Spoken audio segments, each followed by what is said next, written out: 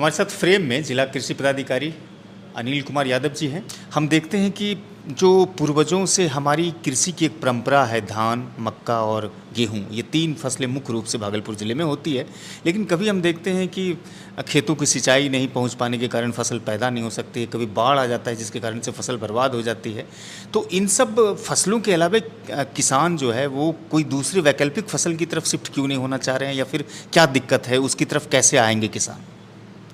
नहीं, किसान परंपरागत रूप से जो खेती करते हैं उसमें मॉडिफिकेशन समय के साथ हुआ है कि वो प्रभेद बदलते रहते हैं, नए प्रभेद आए हैं जिससे उपज दर में काफ़ी बढ़ोतरी हुई है। पहले जो उपज दर थी हम लोगों की उसमें आप देखिएगा तो गुणात्मक परिवर्तन हुआ है, और आज चाहे वो धान की फसल ही क्यों न हो उसमें हाइब्रिड वेराइटी आई है, हाइब्रिड वेराइटी आई है, उसका मक्का की फसल है, गेहूँ की फसल है, सभी में अच्छे अच्छे प्रभेद आ गए हैं। उससे उत्पादन भी होता है। जहाँ तक प्राकृतिक आपदा की बात है कि जो बाढ़ या सुखाड़ की स्थिति होती है उससे निपटने के लिए अनेक तरह की योजनाएं सरकार बनाई है, और उसमें जैसे सामान्य तौर पर हम लोग देखें कि भागलपुर में जगदीशपुर का एरिया है, वहाँ पर हम लोग देखते हैं कि पानी की किल्लत रहती है और सुखाड़ की स्थिति होती है। उससे निपटने के लिए हम लोग अलग तरीके से करते हैं कि कैसे ऐसी फसलों को लें जिसमें कम से कम पानी की आवश्यकता हो, एक बार पानी पड़े उसके बाद हो जाए। इसीलिए बड़े पैमाने पर हम लोग सरकार की योजना से समा की फसल लगवाए थे, कोदो, समा, चीना, मिलेट में जो फसल उसकी फसल को बढ़ावा दिया जा रहा है, उसका प्रत्यक्षण दिया गया। इस जिले में 535 एकड़ में हम लोग उसका प्रत्यक्षण करवाए। फिर ज्वार और बाजरा का भी लगाया गया, उसमें भी चूँकि कम पानी की खपत होती है उसको प्रोत्साहित किया जाए। मक्का की फसल पर लोग इसलिए केंद्रित करते हैं कि साल में तीनों सीजन में यहाँ मक्का की फसल होती है और उसकी उपज दर बेहतर होती है, और एक कैश क्रॉप के रूप में लोगों को बेहतर आमदनी भी मिलती है। लेकिन उसमें समय का ध्यान रखा जाता है कि जैसे 15 अक्टूबर तक हम लोग कहते हैं मक्का नहीं लगाइए, यदि लगाइएगा तो वहाँ पर सही रूप से उसका जब दाना सेटिंग होगा तो उसमें दिक्कत होगी, तो 15 अक्टूबर के बाद मक्का शुरू करते हैं। और दूसरे क्रॉप में जैसे अभी पहले गन्ना की फसल भी अपने यहाँ होती थी, अभी भी होती है, उसका एरिया घटा है, लेकिन हम सिमटा है। उसके कई कारण हुए, जैसे वो उसमें जो रेड रोड डिजीज लगता है, वो लालसा रोग जिसको कहते हैं, वो आने के कारण प्रभावित हुआ। दूसरा, वर्षों से एक ही प्रभेद को लगाने से दिक्कत हुई, तो हम लोगों ने यहाँ से उनको परिभ्रमण और प्रशिक्षण के लिए लखनऊ भेजा, और वहाँ से लोग नए प्रभेद भी लाए और साथ में नई तकनीक भी आई।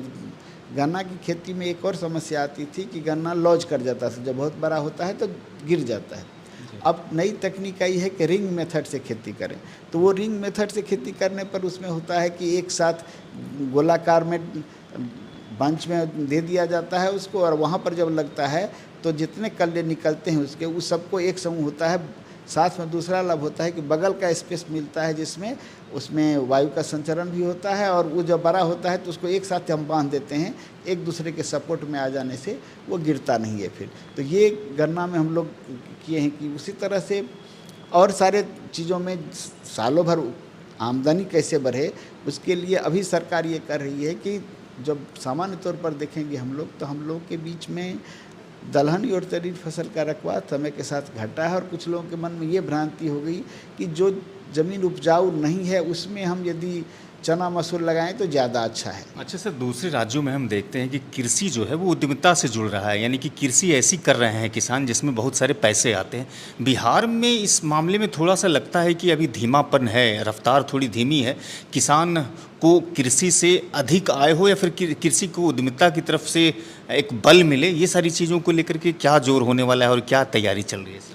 अभी मुख्यतः इस पर हो रहा है कि जैसे हम लोगों के यहाँ आप देखते हैं कि आम आदमी को भी पोषण की समस्या हो गई है कि प्रोटीन सफिशिएंट नहीं मिलता है, यानी दाल जितनी मात्रा में होनी चाहिए उतनी मात्रा में 70 ग्राम की जगह 30 ग्राम मिलता है। तो वो सरकार इस पर लाई है कि इस बार अभी हम लोग करीब 2500 क्विंटल मसूर बांट रहे हैं, 1200-1300 क्विंटल हम लोग चना दे रहे हैं। इसके बीज उपलब्ध करा रहे हैं कि इसको भी लगाएं, और साथ में उद्यमिता की बात जो आपने कही, तो हम लोग राई सरसों की खेती पर फिर बल दिया जा रहा है कि राई सरसों की खेती का रकबा बढ़ाया जाए और उसको जोड़ा जाए उद्यम से कि मधुमक्खी पालन जहाँ जहाँ राई सरसों की खेती हो रही है उन किसानों को चुन के हम लोग प्रशिक्षित करके मधुमक्खी का बक्सा देंगे, ताकि मधुमक्खी के बक्सा से दोनों लाभ होता है। एक तो मधु का उत्पादन हमारा होगा और दूसरा परागण बढ़ जाता है, जिससे 10 से 15% की उत्पादन क्षमता भी फसल की हमारी बढ़ जाती है। तो ये दलहन तिलहन पर भी फोकस कर करके चाह रही है कि ये लोग कैश क्रॉप के रूप में आए, स्वास्थ्य भी बेहतर हो और उसकी आमदनी भी बढ़े। आखिर में एक प्रश्न करेंगे और संक्षिप्त में उत्तर भी चाहेंगे। फिलहाल रबी फसल महाअभियान की तैयारी मुख्यमंत्री नीतीश कुमार ने कर दी और सब लोग किसान भी लग गए हैं इसमें, तो बीज की कभी कभी किल्लत होने लगती है, कभी गेहूं की बीज की किल्लत होती है, कभी दलहन के बीजों की किल्लत होती है। फिलहाल वर्तमान में जिला कृषि कार्यालय भागलपुर का क्या है वर्तमान स्थिति? वर्तमान स्थिति ये है कि इस बार एडवांस में बीज आया हुआ है, सभी बीज हम लोग बांट रहे हैं अभी से ही। जो जिस सीजन में लगना है उससे हम लोग 15 दिन पहले तक चाहते हैं कि बीज को उपलब्ध करा दें, ताकि किसान अपने यहाँ से तुरंत तैयारी करके उसको लगा दें। हम लोग जैसे मसूर का है, चना का है, सबको हम लोग उपलब्ध करा दिए हैं बहुत हद तक, और जो बाकी बचा है 15 नवंबर तक सभी को उपलब्ध हो जाएगा। उसी तरह गेहूं बीज भी हम लोग चाहते हैं कि 15 नवंबर तक सबको बढ़ जाए, ताकि नवंबर तक में सभी खेतों में चला जाए। नवंबर तक लगता है तो वो अर्ली में रहता है और सही समय पर रहता है। टाइमली सोइंग होने से उत्पादन बेहतर होता है, नहीं तो जैसे ही समय बीतता है फिर उत्पादन में ह्रास होने लगता है। और गेहूं में खास करके जो मार्च में आ जाता है, वेस्टर्न विंड चलता है, तो उसमें दाना उसका सिकुड़ जाता है, तो उससे उपज क्षमता घटती है। शुक्रिया सर, जानकारी साझा करने के लिए सिटी टाइम्स के साथ बहुत बहुत शुक्रिया आपको। शुभ दीपावली। बहुत बहुत धन्यवाद।